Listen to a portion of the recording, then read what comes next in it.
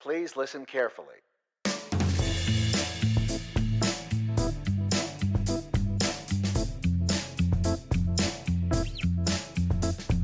Hello and welcome to the Cultural Stew podcast for the week of February 4th, 2018. My name is Ron Herkins Jr., and I am here with my co-host Valerie Vidmar. Hello. And Tony Carter. Hello.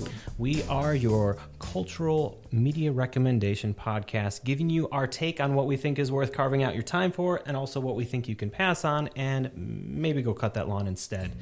Warning, there may be spoilers ahead. Today, we are going to talk about the news that we care about, like the Oscars. We're going to go into our recommendations of the week, where Tony will discuss Nightcrawler, Valerie discusses Lady Bird, and I will talk about Hostiles, and we'll give you our opinions whether they are see it, skip it, or save it for a rainy day. Today, Stu brings us into the dangers of violence without consequence, and that'll stew over into our weekly media, which is The Divines. And then we'll wrap it up with what's on our radar and what's in our queue. So with that said, let's bring us into the news.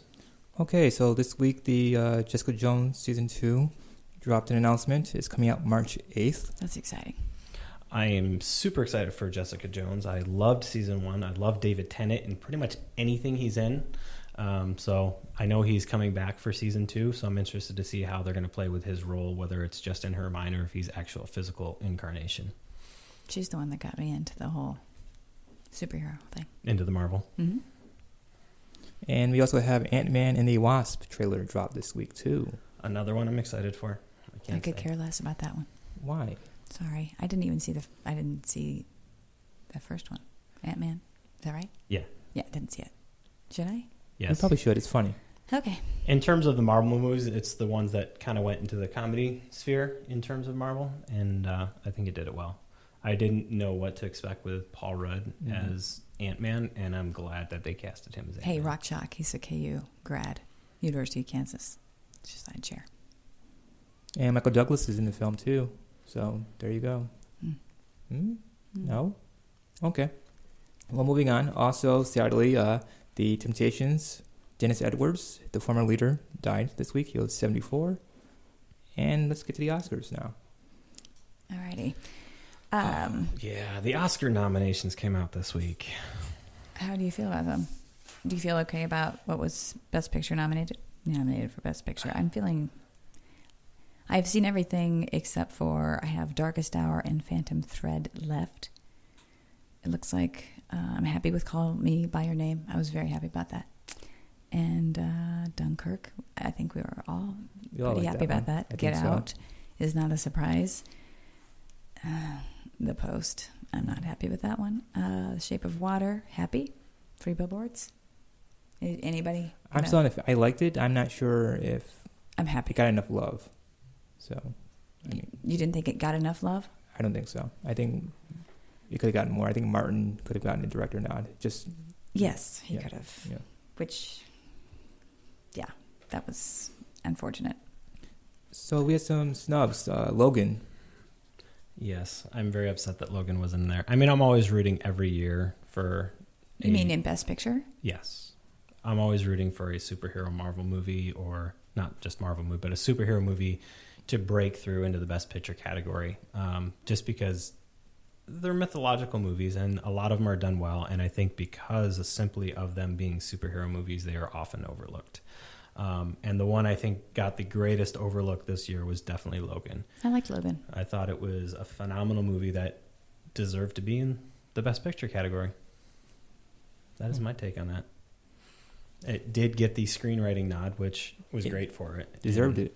I think if something's going to get a screenwriting nod, then most of the time it should also be getting a Best Picture nod. And we also had Woody Harrelson was snubbed for supporting actor. I think that 3 Billboards was Woody's best work to date. I totally agree, and I was very upset about that. That was... I love Sam a lot. I really do, but I think that Woody should have been nominated too. It could have been a nice little fight there, a little scuffle. Who are you going to take out if you're going to put him in?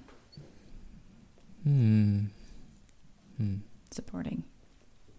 Let me get back to you on that one. Wait, are you saying... Who else was nominated in the supporting? Wait. You're saying you felt like Woody should have been... Nominated for Best Supporting Actor. He is. Is he? Yes. My bad. You're bad. That's what I was saying. What? Oh, you want my paper? It is only the week of Oscar nominations. We haven't really dug into. We'll dug in a little deeper. But this is in a future why episode. I print out. This is why printouts help. They do. See, there he is. That's why I was like, oh. But he is there. Oh, he is there. See? That's okay. But Sam's going to win, which he shouldn't. But yeah, I mean, I love Sam. I do. It's just I feel that Sam just played racist and they're giving him an Oscar for playing racist, which they do a lot and they shouldn't. But, you know. I haven't seen some of these, so I feel like I can't. I feel like if I haven't seen all the pictures, then I can't make a judgment. But. And we have Lego Batman snub, which was so much better than Baby Boss. I cringe every time I see Baby Boss roll down the screen, and now that it has an Oscar nomination attached to its name, the movie was just horrid. Who was in the movie? Was it Alec? Alec Baldwin. Is it because Alec was in it? Yeah, and oddly enough, Hans Zimmer scored it, but the best piece of score was not done by Hans Zimmer. There's a sequence in there that was done by another composer that Hans brought in to do, and that is actually the best piece of scoring in there, and it's actually really good. And Ron loves Hans, so there you go. I also, you know what? For the support, I'm sorry I'm interrupting again. This is going to be something that I do a lot. That Armie Hammer wasn't nominated. That is a snub for me. That's a big snub. He's coming along. Call me by your name. So yeah, Baby Boss definitely shouldn't have been in Best Animated category. Lego Batman definitely should have. And there was another one. Wonder Woman was nowhere to be seen at all this year. Did we need to see it? Wonder Woman was good. It's a good superhero film. I mean, not even Best Director, not even... This is going to be the superhero podcast, I can tell. Not quite. No, not quite. I kind of wonder where would Wonder Woman fit in? I don't know. Where would be a nomination for her to be put in? It was a great movie. It was well done. It's a tough list to break. I mean, it's got CGI in it, so maybe it could have gone on the Best Animated. Oh my God. I just think, Gimme, like saying, hey, we appreciated your work this year. You did something awesome. Best Director, even. Let's move on to a real Wonder Woman. I'm going to just do that. That was better than Linda Carter on TV. Listen, moving on. Gosh. Rachel Morrison for Mudbound, the cinematographer. Yeah. So first time a woman has been nominated for a cinematographer. Loved Mudbound. I've already talked about that. I loved so it. that's pretty And cinematographer awesome. is great. So that's It's one of the few movies out there that makes you feel like you're living with them. I mean, it feels dirty. You feel downtrodden. It's great. So if you haven't seen that, watch it. There's also some surprises. Denzel Washington was nominated again, and I love Denzel a lot, but... Is it really a surprise? It's just they needed a filler. I said, we can't get Franco a nod because of his issues. Just because of who he is in general. I think he was going to get a nod. I know, I'm just kidding. I'm sorry. I haven't seen the movie. But Roman J. Israel? Denzel? No. I mean, Denzel could have won a couple of times if it weren't for politics in the Academy, but Hurricane, Malcolm X, but the timing wasn't right, I guess. So I know, but he got his makeup Oscar. Yeah, he did. So I'll give you that. He'll be fine. And Chris Plummer. Mm-hmm. Love the guy. No. Is he on there for All the Money in the World? He is. The one that he came in at the last minute and saved the film. And filmed within 2 weeks? Yeah. I think that was just a... Thank you for your service. Thank you for replacing Kevin Spacey on short notice. Right. I'm happy to see Richard Jenkins on here. I love that man. Richard Jenkins he's such a fantastic actor. And he's in so many movies where nobody knows who he is. You know what I mean? Mm-hmm. So yeah, I was happy to see him in the supporting role. But yeah, I guess they had to do Daniel Day-Lewis since this is going to be his last movie? I haven't seen the movie, though. Well, I'll see it this week. It's just, I don't know if he's, I mean, I get why he wants to retire, but I don't really believe it. Yeah, I think he's just going to take like some a time share off. retirement? He's going to take some time off, and he'll come back. Oh, I'm back. I mean, Lincoln drained him. I did hear that Lincoln drained him a lot, and he throws himself into roles pretty in depth, way more than a lot of other actors do. So, I mean, I've been on stage for bit roles, and I know how much it drains you just doing those. And it's like Joaquin after Cash. I mean, he didn't win, and so he was just done. But he's not a good actor. But yeah. Anything else in the news? I think that's. No, I'm good. Okay, well, that's going to wrap up our news. We're going to roll into the recommendation list. Each of us picks a movie that we've seen, and we're going to go through and tell you our opinion on it. If we've seen it, we'll also chime in, and then whether we recommend it as a see it, skip it, or save it for a rainy day. Up first is Tony and Nightcrawler. So this was directed by Dan Gilroy and starring Jake Gyllenhaal, Rene Russo, and Bill Paxton. I think it was a good movie. I mean, I was surprised by it. Like, there was some really good cinematography by, let's see, what do I have here? I think his name is Robert Elswit. So he's a good cinematographer, did a very good job in that role. The acting was phenomenal. Jake Gyllenhaal actually surprised me in the film. He lost some weight and looked really gaunt, kind of coyote-like in a scary, creepy way. When did this movie come out? Terrible. I saw the movie and cannot remember what it was about. Okay, so Nightcrawler is about a guy who's a con man who basically wants to make money, and he sees it by chasing car accidents and crime reports. So he's listening on his caller, crime caller, I guess, what do you call it, CB radio? Listening to emergency calls, and he races to the scene with his camera and records it, and then sells it to the news for money. I remember. There are people who do this for a living, and he wasn't getting what he wanted right away, so he started doing some things he shouldn't have done, and slowly but surely he rose to the top and became successful. So it's like an American Dream story, but with some violence. What are some of the highlights out of the film that caught your attention? Well, he, spoiler alert, he seduces/manipulates the news producer, Rene Russo, into buying his footage and only using him. So he says, I know you're older. I know your career is kind of careening out of control. But I look like how I look. But yeah. This is going to be easy for me. But let me manipulate you into being my mistress / my cash cow. So it was kind of creepy. It's just weird. When did the movie come out? How long ago? I mean, is it recent? It's like I would say in this decade. So I would say probably 2014 or so. I can check that out. I think I ran across it on Netflix, and I just never watched it. It's somewhat recent in the last 5 years. I saw it by accident because I said, Jake, you keep calling my name. I need to listen to your call. And I was ignoring it. And I said, well, I'm bored, so let's see what happens. And I watched it. There's a movie that you should see of his, and I'll have to come up with that in a second. But go ahead. But I waited for a rainy day to watch it, but I should have watched it right away. So I would say see that. See it? Yes. Okay. Did you already say you saw it on Netflix? I saw it on Amazon Prime and Netflix. They kind of swap. They go, hey, Netflix has it, and then, no, we don't. Then Amazon picks it up. It's kind of weird. So currently it's on Amazon Prime? Correct. Okay. Cool. Awesome. All right. So, Valerie, you watched. I saw 2 movies, actually. I saw Lady Bird, and I also saw I, Tonya. I am not going to speak about I, Tonya today, but I will put my review on. I was going to, but after seeing Lady Bird, I will say that when I walked out, I kind of almost didn't like it.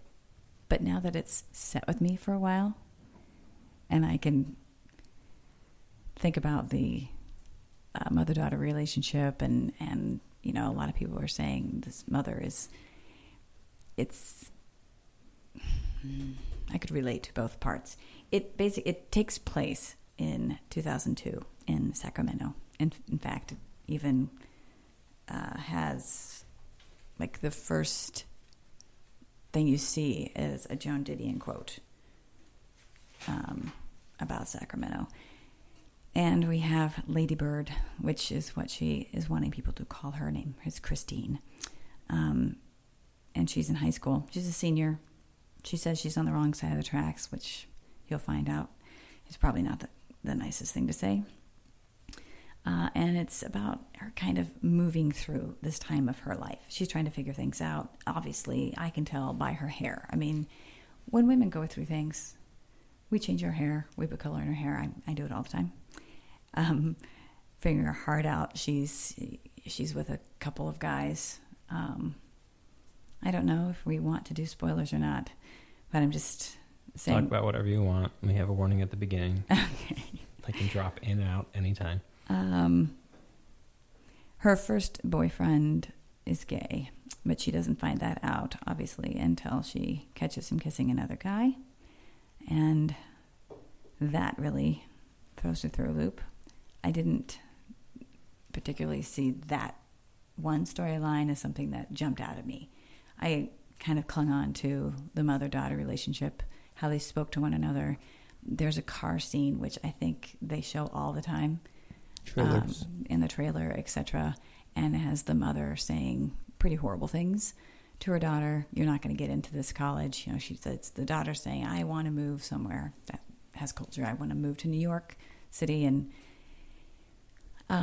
when you're a kid saying that you want to get out and you want to move somewhere, I can see as a parent now that in a way it's seen as, even though I chose to raise you here, you want to escape and go somewhere where there's culture, meaning there's no culture where we are. And these are stinging things to hear as a mother. I mean, to hear that your daughter wants to leave, and then she's trying to break out in all these different ways. Lady Bird is not a perfect angel by far. I thought that some of the things that she did and said were pretty cruel, but both she and her mother say cruel things throughout the film, although they're not cruel people. The first shot of the mom, in fact, who... Laurie McClure. Thank you. Laurie Metcalf. Laurie Metcalf, and then Saoirse Ronan is Lady Bird. Laurie Metcalf's character, the first shot is, she's giving somebody at her work, she works at a hospital, something for their baby. You know, she thinks of other people every time they have her in the grocery store or any type of store. They show what a good person she is. Everybody likes her. Her daughter's the only one that doesn't like her, but she's giving her daughter's what's getting her wrath. But a lot of that is hurt. I'm just letting you know that anger is not a true feeling. It's covering up something else. So I feel that as a woman seeing it and being a mother now, I related to the mother character at times. I related to the daughter, of course, in different parts of your life. I don't know how men see this. If they see it, it's just complete, like, this is annoying and they're fighting back and forth and this is ridiculous. But I will say, I mean, I have an 8-year-old daughter, and she just has a different relationship with me than she does her dad. We just, we just bank hands for, so. Oh, I see that all the time. I grew up with 2 older sisters, and that's all they did is just argue with each other and also argue with my mom. But we're close. But yeah, they're close. And then, I've got 2 daughters, and they interact with me completely different than they do with their mom. They're always constantly butting heads with mom. With me, it's just a normal relationship to me. They showed that very well, actually, in the movie. Tracy Letts' character, the father, was very in tune with his daughter's needs. Not that Laurie's character was not, but it showed the father's compassion and understanding of what his daughter needed. The mother, I mean, I'll be honest with you, my mom's probably going to hate this, but my mom and I had that kind of relationship growing up where we would spar verbally. Not to that cruelness, but kind of that, like, you're not taking what I'm giving you seriously. You're not understanding the sacrifices I made for you growing up. And my mom made a lot of them. So watching this movie kind of resonated with me that parents make a lot of sacrifices, and I have kids of my own too, so I'm seeing what I'm doing to let my daughter and my son who's coming, what I'm doing, stopping myself from doing to make sure they have a future. Right. And it's very realistic. I mean, I felt some of the zingers were just there for, haha, look, I'm clever. I'm very clever. But Greta's a good writer. And I liked watching the movie. Just... What did you have a problem with? I felt, you mentioned there was something she should not have known better. I felt like the music for me, actually witnessing the music in the movie, the music took me out of it a couple times. And I knew I grew up in that time. I mean, I was in high school in the early aughties or 2000s. So Dave Matthews and Crimea River, all that music was always played. So she had a mixtape and she used it. But the music took me out of it to the point where it's like, look, I'm playing this sappy music because it's a sad moment, or hey, I'm playing this. No, but music. Dave Matthews had. He did. But that was the point. But it took me out of it. It relates with her good friend when they're sitting there crying over it, and then after she's actually says she says horrible things. That's the only thing, Lady Bird. But she hears her mother say horrible things. So it's one of those things where there's abandonment issues all over this place. I mean, the mother starts to feel abandoned because she's thinking her daughter's wanting to leave, and then she stops talking to her because she does find out that she's leaving, and then the daughter feels abandoned because her mother has completely stopped talking to her. I cried like a baby at the end. Well, what I've discovered growing up now, I'm in my 30s, is that my mom didn't want me to go away because she finally reached that point where I was an adult and I could be her friend. And I hate to say this, my mom actually won't like me saying this, but my mom doesn't have a lot of friends. I mean, she has my dad as her best friend. They're married, of course. That's but, good. Growing up, when we're now adults, she wants her children around her and she wants to be like equals and say, Sure. hey, you're a friend of mine now. So if you're going away, I won't have you around. And I can see. I think that happens all the time. But that's what it really is I now can be your friend for real. And I won't have you around anymore because you're going away. And that's what my mom was dealing with me and going to college. And I stayed local at NAS, but I felt if I actually did go away to New York City or Toronto to go to school, she would have been like, where are you going? Why are you leaving me? And you're not going to talk about any of these feelings that you're having, Ron? I had my feelings away. Yeah. There's an issue there, too. There's something going on there, too. There's something going on. I did not see Lady Bird. It was on my schedule of things to see sometime during December, but I did not get there. And I probably won't see it until it comes out on video at this point. Call me after. What's your recommendation here? See it. See it. See it? Mm-hmm. Rush to the theater and see it before it leaves, or? It's actually, I think you can see it. I think you can stream it now. Is that right? No, I don't not think yet. it's Not yet. Okay. Soon. I would rush to see it if you care about seeing all the movies before. But as far as the way it was shot, you don't need to see it in the movie theater on a big screen. You can wait till it comes to, you know what I mean? Streaming or you can watch it in a DVD. nice intimate setting. Yes, at your you home. can. And I think Where you can maybe scream where in you your can pillow. scream or cry. You can scream in your pillow. I'm telling you, I wanted to go pick up my girls. As soon as the movie was over, I wanted to go pick up my girls from school and hug them and just like have this mommy-daughter day. That's a common response mothers and daughters have had. A lot of moms and daughters cried and made phone calls. And Greta claims that, hey, this is not biographical. But I'm like, Greta, come on. It is. Stop it. Let's go there. Well, I mean, what's the adage? Write about the stuff you know. Right. Makes a better film. Makes a better story. You ground stuff with you that has meaning. You're going to it's going to be a little bit more raw. So, I mean, you see what happens when people write about stuff that they really don't know. It comes out and turns out to be a really terrible movie. I like the fact that she's showing the mother as a kind person, and people in her life are saying, yes, she's a good person. Yes, she's a warm person. Hey, she took me in when my mother threw me out.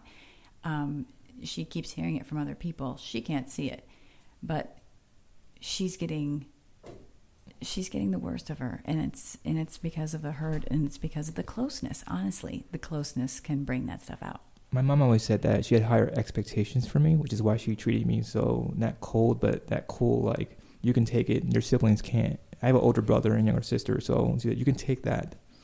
Yeah. They can't do it. Well, the vision, I want to have you have the vision, see the vision of yourself. And she said, what if this is the vision? That as a parent, you have to separate. It's going to be hard for me. my vision for you versus your vision for yourself.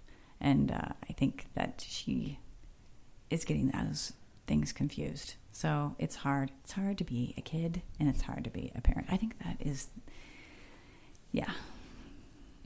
So Valerie says see it. Anthony is on the fence. I would say wait. You can ambivalent wait for about DVD. it. I mean, it was a good movie. I had higher expectations for Greta. I really did. It's just I wish she would had a better make more soundtrack. Yeah, and make more movies. This is her freshman film, so she has more to go. And She's for her freshman film, she's done pretty damn well. she's been studying for years. And that's fine. Yeah. And she released it, and now she's Now she can move on. nominated for how many awards? This thing she's done. I think she did a pretty damn good job. Just saying. Just Okay. saying. Moving on. So I'm going to Yes. talk about Hostiles. I am a huge Christian Bale fan. He's one of the very few that if he puts out a movie, I'll pretty much go and watch it. He's been a very consistent actor throughout his career. And this is actually his second Western that he has been in. His first Western was 3:10 to Yuma, which I'll talk about in a second. Good So- movie. What's that? Good movie. Yes, very good movie. So Hostiles, he plays a army captain, Joseph Blocker, who is basically on his way out. He's getting ready to end. They're out in the Arizona territories and along where the Indian territories are at that time, and he's on his way out, and he's given one last thing to do, and it's a directive basically directly from the president, and that's to take this Cheyenne war chief all the way back up to Wyoming, Montana range, and deliver him back to his tribal land. And so it follows this army captain, Christian Bale, who has had a history of being very brutal to Indians through his time out there. I mean, they go into pretty distinct descriptions as to the brutality.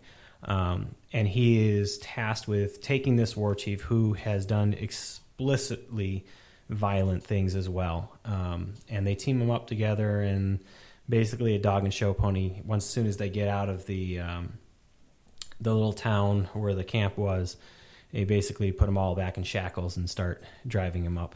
And you have this initial conflict between Christian Bale's character and the very silent war chief, and them trying to come together. But at the catalyst for everything else that's going to happen, it opens up with Rosamund Pike and her family getting attacked by a Comanche party.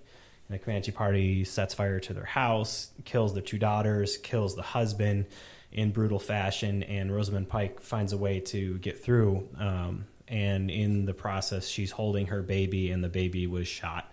Oh, And it basically screws up with Rosamund Pike. And as the party that's moving the Cheyenne war chief catches up, they come across this scene, and they meet up with Rosamund Pike, and basically the disturbing mess that she is and everything that comes along with losing your baby, losing your family. And the rest of the story basically deals with them confronting the Comanches, dealing with that, coming at peace with the Cheyenne war chief, and the two main characters, the Cheyenne war chief and Christian Bale, coming to peace with each other and the history that they both have, because they know that they're not going to make it to their destination, which would be taking them back to their tribal land, without actually coming together. It's a very sadly brutal film. I mean, to watch the heartache, and like almost everybody in his party that he brings along with him, the army people, are all killed by the time they reach the next stop. And then he gets a couple more, and then they're all killed by the time they reach the final scene. And so it's just death after death after death after death. And, the final scene on it, you never think, what's going to be the resolution on something as deep as this. And to me, I think the whole thing was just about people coming from many different backgrounds and many different hardships and trying to find out where they fit in. With that said, don't recommend the film. Where did you see it? I saw it at AMC theaters, opening night. I had lost track of this film. I kind of caught a whiff of it November-ish. I saw a trailer for it, and then I lost it. I what was the name of the film. I couldn't find it, and simple Christian Bale, Google Christian Bale Western, and it would have come up. But I just, for some reason, I lost track of it. And then around Christmas, I'm like, there's a Christian Bale movie coming out, and I cannot remember where it is. And all of a sudden, here we are in the middle of January, and there's a trailer for it, and it was in limited release, so it's not everywhere. Okay. But is it here? It was here. I don't even think it's in theaters anymore. I think it maybe lasted 1 week, 2 week here. That happens. It's a very, very small movie. I mean, there's nothing big out of it. I must say that I love Christian Bale in the Westerns. I think he is one of the few actors today that can pull off handling a Western well. And oddly enough, one of the supporting actors in here was Ben Foster. Surprised the hell out of me because Ben Foster was also in 3:10 to Yuma, which was the first time I ever saw Ben Foster. And it was 10 years since 3:10 to Yuma was released. But at the end of the day, and there's a lot of deep stuff you can pull from this. To me, it was just like, there's a lot of death. That's a lot of death. It's a lot of death. I mean, pretty much everybody that starts out the film is not at the end of the film, in a very, very sad way. But if you want to see a much superior film to this one, go watch 3:10 to Yuma. I liked it much better. It's got Russell Crowe, Christian Bale, and Ben Foster. It's a remake. It is a remake of a very good movie as well. But I think this one, that succeeds where this one doesn't. I think Christian Bale's character in this is very, very one-sided, and for him to come over to where he does, he basically comes back to the middle. He doesn't 100% make a 180 in the film. But it's grounded in reality. There's a lot of things that we don't know about those people at the turn of the century and the hardships they had to go through. And these guys were Civil War guys that they started out, one of the characters mentions that he was 14 when he killed his first person. And that's all he's been doing his whole life is killing people. And he just becomes numb to it. And in contrast to that is another guy who gets put on assignment with them, and he's never killed anybody. He ends up killing his first person. And he comes down to it and says, I don't want to become numb. I don't want to ever come to that point. But that guy later gets killed. So it's like completely mute. It's like you make this great point and then you go and kill the character later. So yeah, I'd say skip it, or I'm on the fence with leaving it for a rainy day. I mean, there's nothing to it that I'd say, hey, you got to watch this film. Christian Bale's performance is pretty mediocre for a Christian Bale film. It's got strong performance by Ben Foster, but it's Ben Foster in Ben Foster mode. Yeah, I don't need any more just watching movies for just sadness and heartache. And Yep. All right, with that, we're going to take a short break, and we will be right back.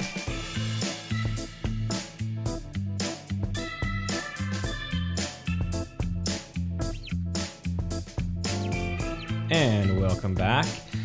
Today, we are going to go into our stew. Our stew is where we kind of talk about something for a little bit, and sometimes it'll tie into our media of the week, sometimes it won't. Today, Tony had the topic for today.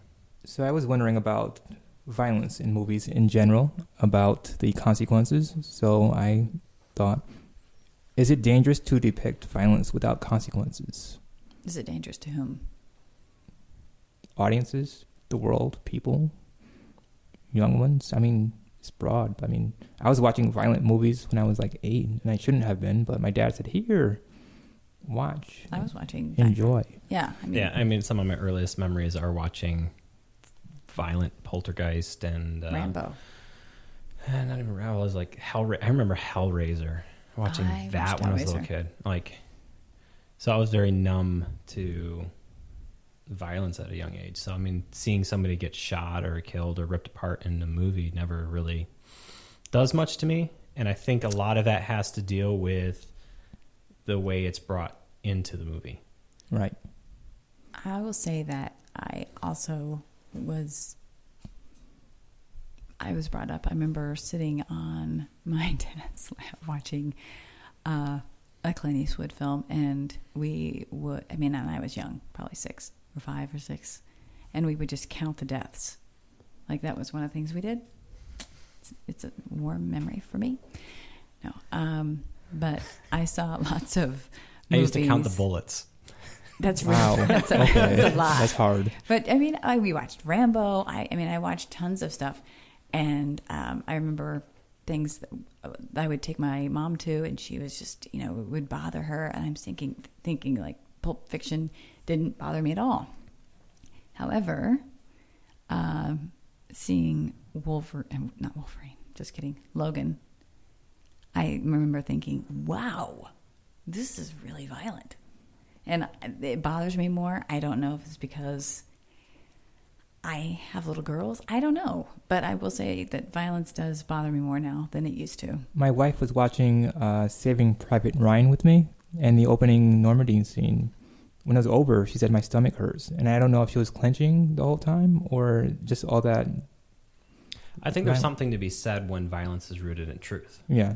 Yes. If it's something that's completely fake, a guy with 3 claws on his hands goes and rips up 15 people in a hallway, you're going to be like, oh yeah, that's just kind of cool, and you're just going to let it throw off. But when Logan came around, it was very different. It was very rooted in a struggle. You knew him, you knew his background and everything. But when it comes to something like Saving Private Ryan, you're like, well, this is history. This is somebody trying to make as close to history as we can possibly think it. And you start thinking, I know at least in my head, I'm like, damn, these are actually actual people that went and lived through this. I can only imagine it because I'm watching it on screen. I hope I never get put in that situation. Violence, when I know that is, it's rooted in truth.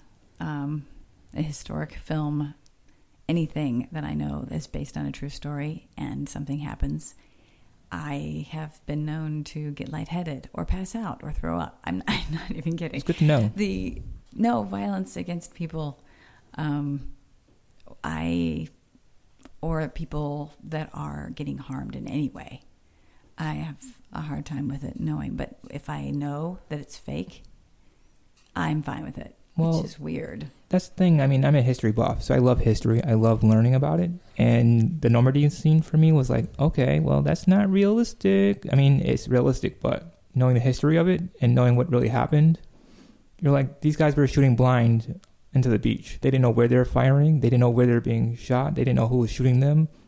They were just... I think it was, for me, it was like watching a bullet tear through somebody and completely rip them apart. Right.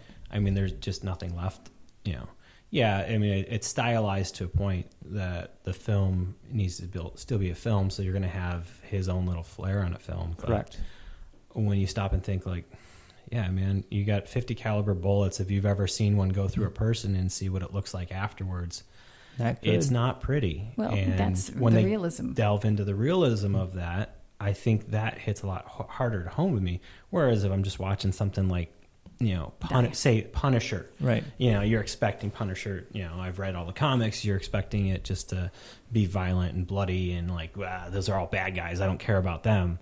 And so there's a little bit of a disconnect there. Whereas like a couple months ago, I was watching the movie Detroit. Okay. And watching, I think the part to me was they had everybody in the hotel lined up against the wall, and the cops are just beating the shit out of them. And I'm just like, and for nothing. And it's, one of the guys is a singer, and he just completely beats the guy bloody and basically destroys the guy's life. And that violence hits harder home because you're like, there's that element, it's not 100% truth. There's a little bit of fictionalization to it, but it's so much more rooted down to the ground than watching somebody like Punisher just go and take out a bunch of bad guys because there's 20 people coming on to his thing. You kind of brush it aside a little bit more as you do with watching something like Transformers and watching a city get blown up. You don't think about, there's 10,000 people that just lost their lives there in really horrible way. Well, Michael Bay doesn't even give you a chance to let that sink in. I mean, I call it Bayhem, which means just explosions, crunch, and he doesn't have any character build-up either. We don't care about his characters. Character development, there is none. But I feel like this is going to be rolling actually right into our media of the week, which was Divines. It's just a French film. It is. So there were subtitles, which I had no problems with at all. And it's about 2 teens that are growing up in low-income housing outside Paris. We have Duana, who was played by Ulaya Amara. I believe that's how you say her name. And then Maimouna, is that right? Yes. And she's played by Deborah Lacamina. And these two have a history together. You feel they have you get to know them, to get to know their friendship. We see how close they are.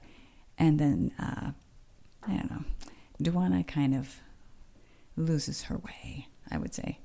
She loses her way in the way that she thinks she's actually finding her way. Correct. She's desperate. I mean, she sets that right in the beginning. She stands up to the teacher and she's just like, I'm going to do everything. I'm going to be better than you. I'm going to be better than anybody.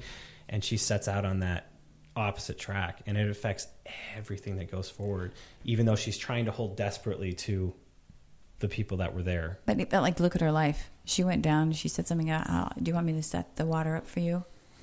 I mean, to take a bath, correct? Right. Mm-hmm. And to even have to go down and do that whole thing. I mean, they're showing you how hard her life is. And then her mother and aunt, I believe. I mean, that's a hard life she's got.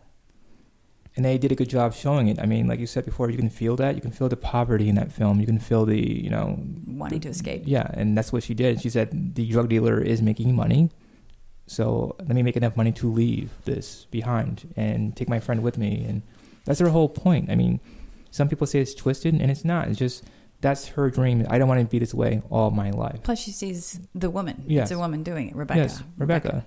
Played I Jessica. have to say that I thought it was a decent film, but I think it's almost 2, possibly 3 films in one. That kind of, I don't know if the way it was constructed, but you have the whole dancing sequence with the guy that she's infatuated with is so far outside of everything else in this movie that it was. I actually enjoyed those scenes. I loved when she dropped everything of who she was and she became that. I'm like, I want to see this movie. But there was also consequences. Yeah, but they didn't delve too much into that consequence. Yes, they did. She couldn't go with him in the end. I mean, that's it. But that was that was her ticket out. Yeah, one of them. Who? Well, that's the ticket I would have wanted. Yes, I know what you mean now. I mean, yeah. It's just, to me, in whole, it felt like the movie was a mix of a couple different things that the director wanted and kind of just molded them into something instead of actually focusing on. This movie could have succeeded without the dancing sequences. Do you think that her molding everything together worked? Like, do you think that despite it being 3 or 4 different movies, that it actually blended in a way where it was... Did it jar you when it went from da-da-da? I think it was supposed to. I think it was supposed to. I mean, I think you felt that you liked those sequences because that's where you're comfortable. You're comfortable with this life, this theater life. Here's a dancer. Her life is nothing like anything that you've ever even experienced. But you've been on stage. I mean, that is what you're comfortable with. So you're like, oh, I like this. This feels good. But then when all that stuff comes in, that's what I think what we're supposed to feel is, okay, this is a relief. And that's where she wants to go. And we would all want to go there. I mean, she's going to go on tour with him. Who wouldn't want to go on tour with him? And then she's pulled back by these consequences of how she got there with her best friend, who is being held captive, and she has to go save her, which ends up not working. Right. But do you see what I'm saying? Oh, I get what you're saying. I still think it's... You're still not going to back down? No. Okay. Well, I recommended this movie. I love French cinema, and it wows me every time I watch it. I try to watch it once a month because it grounds me in the reality that I may have everything in America, but some people do not. You watch this movie once a month? I do. Once a month? That's impressive. It's one of my favorite. I like French films, but this is one that's stuck with me a very long time. I was very happy that I watched it, so thank you for that. It's very natural for me. I mean, it's fluidly like this is real life, and I feel like I was watching a documentary at times, and it pulls you. It does. And everything in that film has a consequence. There's a action and there's a consequence. We're going to harass the cops and the fire department, but then when she really needs them, we can't go in there. We're not allowed to go in there until we get reinforcement. But my friend's dying. We cannot go in there because last time we were here, you stoned us and tried to beat us up. Yeah. So, wow. And her friend is trying to be a good girl, and her friend keeps pulling her back in, and then her parents say, stay away from her, and she's still pulled into that. Still wants to be there and support her friend. And she's the one that said that God was watching over them. Right. God was going to take care of them. So. And, where do you stand on the ending of the movie? Meaning, did I like it? Or what did I think about it? I just felt it was so horribly sad is a too loose a word here. I don't know. It was I think why it sticks is because there's no resolution. We're stuck with her screaming, and then it's it. After the consequences of everything that led her to that point, who left screaming. So we don't know what happens to her after that point. Who cares what happens to her? I mean, I'm saying in terms of cinematic film structure, there is no resolution. It just ends. I think that is the resolution. We've seen what happens when you put all these things together. This consequence happened. And then, I mean, I don't think I would have felt about the movie the way I feel about it now, which was I really took it to heart and I really enjoyed it. I enjoyed a strange word, but I really did. And seeing that heartbreak, if they would have tried to have some type of resolution at the end and have, I don't know what I would have wanted to see. That's what point I'm making is the reason the film is strong is because it doesn't have a resolution. Yes. It stops right there. Yes. It's you putting everything into place that her life is basically in this endless loop of try to get up, fall back down, fall back down. And guess what? It's all fucked up at the end, and so you're left like, okay, now what happens? What was she saying? What was she saying at the end? She was looking up and saying, please, begging. She was begging. But who's she talking to? I mean, are we to believe she's talking to God or not? It's whoever you want it to be. It's just, I thought... The thing is, Americans have a habit of wanting things tied up. I'm sorry, I'm sounding weird, but that's the thing about American audiences. We want everything in a nice little bow and ending right, but Europeans in general just don't care about that. They want you to get... When it's over, it's over, and they just say, stop right here, and it's good. So... It worked for me. It did. It always does. I mean, Amelie ended happily, but that's a feel-good movie. You know what I mean? So... I just love that movie a lot. It's close to my heart. Well, thank you for recommending it. You're welcome.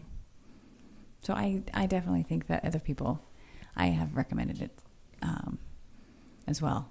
So The Divine's on Netflix right now. It is. Yeah, I'm not recommending it. I'm just saying that, yeah.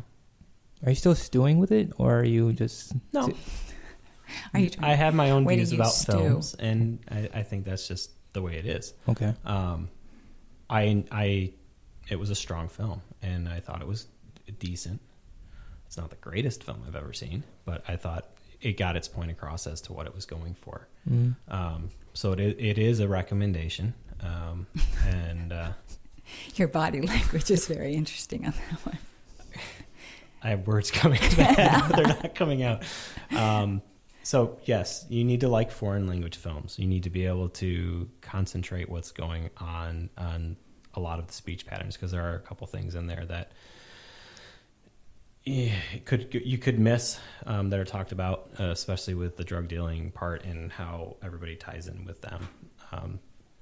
I've thought about going back and watching this without subtitles and on mute just to see it visually. You should. I've done it without of course you any have. audio. By the way, did you know that I'm going to steal this from you? You should. Okay, did you know that the main character, Duana, her sister, is the one that directed it? How old is she?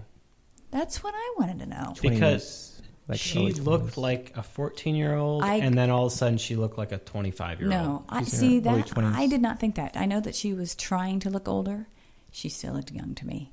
she looked like a young girl trying to look older, and I think that's what he saw too. Early 20s. She's in her early 20s. The parts where she looked grown up was the dancing part. I'm not talking about the No, part I where she know. was the nightclub part. When she went into the dancing parts, that's where she looked grown up to me. She did. She completely different character to me when she hit that. But so that wraps up our media of the week, our topic of the week. And now, what's on your radar? What's on your queue? What did you watch? Valerie. What are we wanting to watch? Well, what have you watched?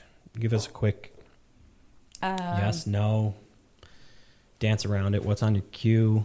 I'm going to see Wormwood on Netflix. Has anybody seen it? Nope, Not never yet. even heard of it. It's with Peter Sarsgaard. And I know it has something to do with mystery on how somebody lost their father. And it looks very interesting. Yes, and I also want to see... Oh, now it's gone. The Kristen Stewart film. The Kristen Stewart film. Please, I'm... just Personal gonna... shopper? Thank you, Personal Shopper. I love Kristen Stewart. I don't. She's come a long way. I don't like her, but in this movie, I think she looks very interesting. So the trailer got me. So that's what I'm going to do this week.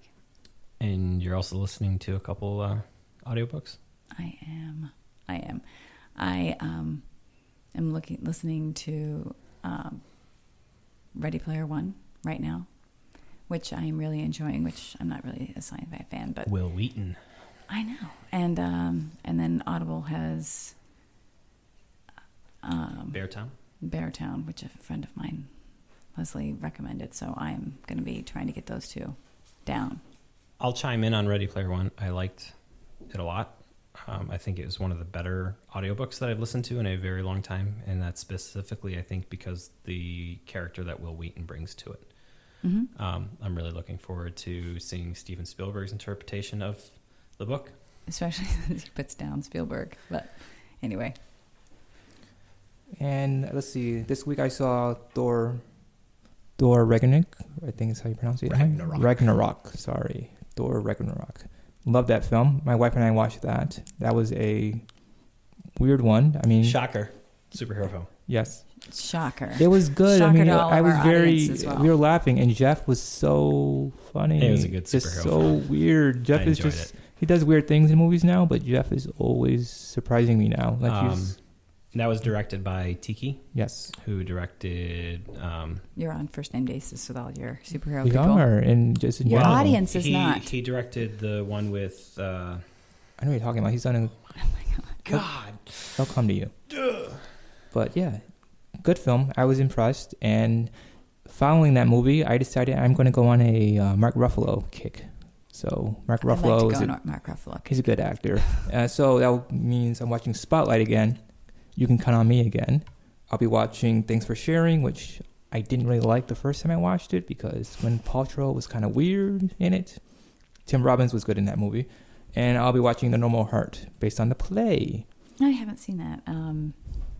Hunt for the Wilder People. Have Okay. you seen that movie? I have not. Oh, put that high on your list. Well, And then you'll get a newfound respect for him as a director. He's done something else, too. What else has he done? There's another film I know he's done that I've seen. He did Boy and What We Do in the Shadows. Yes, But Shadows. Hunt for the Wilder People, phenomenal. I'll look into that. That's got Dr. Grant from Jurassic Park in it. That Here's would one you should be, skip. Sam Neill. Sam Neill, yes. Skip In the Cut, except maybe watch the first 20 minutes Okay. with Meg Ryan.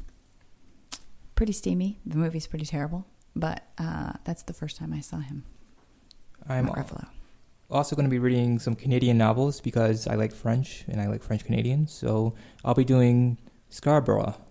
Don't mess me up with the pronunciation. Scarborough is by Catherine Hernandez, and I'll be also reading Brother by David Charandi. So those are coming out soon. I'll be buying them and reading them and reviewing them. You read your books. I love reading. I do too. I just listen to them. Like smelling them. Thank God. So in the last show, I discussed that I was going to go see Winchester, and it was mainly based on the merits of having Helen Mirren and Jason Clarke in it. I'm not even going to put the effort into doing a review for this. Just skip it. This was a payday movie. This was something that I think they just did because they needed something to put in an extra pool on their property or something. It had a lot of potential to be something better than it was, and it wasn't. So skip it. A couple weeks ago, I caught my next guest needs no introduction. David Letterman. Me too. And the first season, this is the only season. Episode 1 had Barack Obama on it, and aside from having a nice articulate president on there, it reminded me how much I miss having David Letterman there. He's such a great interviewer, and I think he brings the best out of people when he interviews them. Looking forward to the next episode, which has George Clooney in it. I'm not a huge Clooney fan, but I'm a huge fan of what the show is doing and the way it's made. So I agree. I like the whole interview process. I love the new setup. I don't know. I like the fact that we're focusing more on the conversation. Everything's stripped away. And that was like, it's 2 chairs sitting on a stage in front of an audience and nothing else. I just and big old bushy beard Dave. Yeah. And beautiful Barack Obama, who I miss. And the other thing that I just came out yesterday, Altered Carbon on Netflix. I saw if you're a Blade Runner fan, it's very Blade Runner-ish, very sci-fi, it's very adult. Do not have kids in the room when you watch this, besides some stuff that in cinematography, just some of the stuff that I just talked about. It's got Joel Kinnaman in it. Very unique, but it's very, very well produced. I mean, the CGI is pretty great. I'm a couple episodes deep into it, so I'm going to wait to hold off on my review until I watch the series as a whole. And that's typically how I will rate a series, is based off a season, because of the way arcs usually tend to happen. Is Joel in RoboCop, or is that someone else? I don't know. Joel Kinnaman's been in a couple things. He was on The Killing. I don't know. The Killing. I love The Killing, though. Okay. I'll look it up. That sounds terrible. But The Killing is good. It's a TV show. Right. So far, that is a see it for me. But again, I'll come back to it once the show's done. As for anything else upcoming, I really don't have too much on my queue for a couple weeks. So I'm going to probably just go back and look and see what else is in the queue. Because I have a really, really long Netflix queue. Some of the stuff is in there for like 3-4 years that maybe it's time to finally watch it. And so that wraps up our show today. Thank you for joining us. And Tony, where can we find you? I'm on Twitter at SMTORCHIO, and I'm all over Facebook, so just look me up. And Valerie? I'm on Twitter and Instagram at PennyLane64. And you can find me pretty much anywhere as GF Media. If there's a social media site out there, GF Media is typically me. You can find us at culturalstew.net, at culturalstewnet on Twitter, and Cultural Stew on Facebook. The intro and the break music is Please Listen Carefully by Jahzzar, which is available through the Creative Commons license from freemusicarchive.org. We're going to take you out on Moving On by Happy Republic, courtesy of Epidemic Sound. If you have any original music and you'd like us to take a listen, possibly share, contact us today. Thank you. Catch you next time.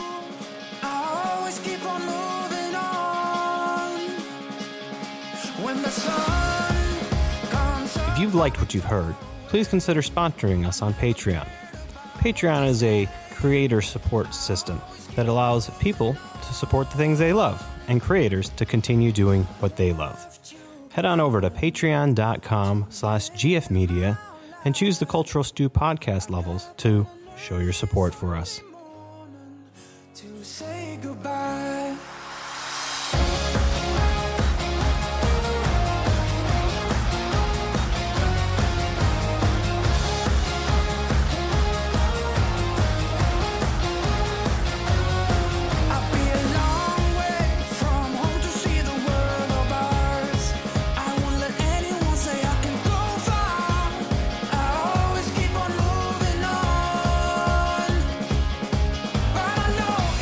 Last